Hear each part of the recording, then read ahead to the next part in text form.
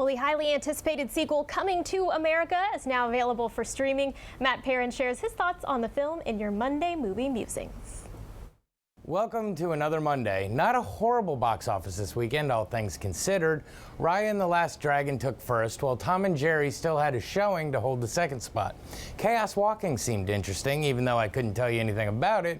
But was there really ever any option about what movie would be reviewed today?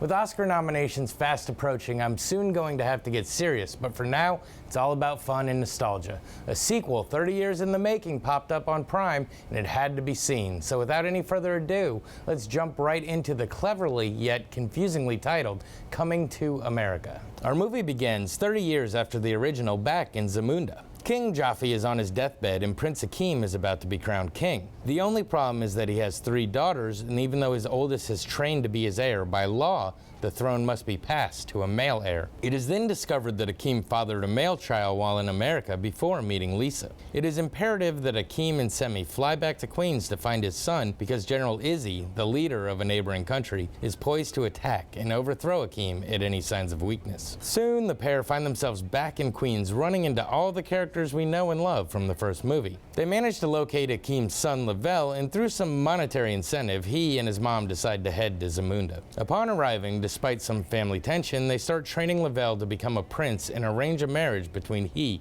and General Izzy's daughter. As the movie progresses, we see all the shenanigans and tomfoolery that we would expect from this one. Almost every character from the first film is set to make an appearance in one form or another as the fan service flies and the nostalgia factor is played for everything it's worth. We see Lavelle accepting his role and make being a prince his own thing. But at the same time as we see father and son bonding, we see the original family unit start to unravel. Balance must be found and the kingdom of Zamunda must be saved. We as the audience are really in for very few surprises, but find ourselves enjoying every minute all the same. So, what to say about this one? First of all, I went in a little skeptical when I saw that it was rated PG-13.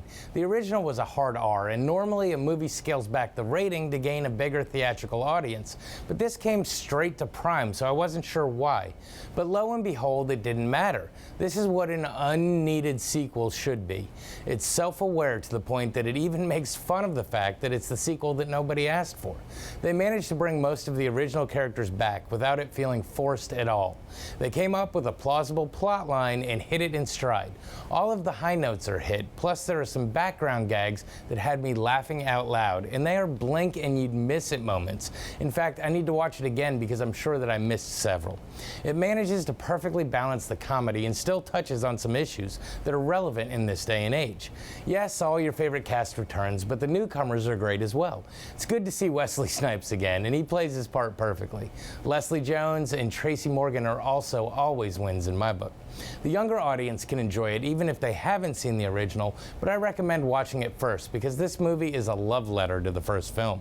So overall, I was extremely happy with this. I guess it helps to go in with lowered expectations, but I thought it was a fantastically done sequel. This has been your Monday Movie Musing. Back to you.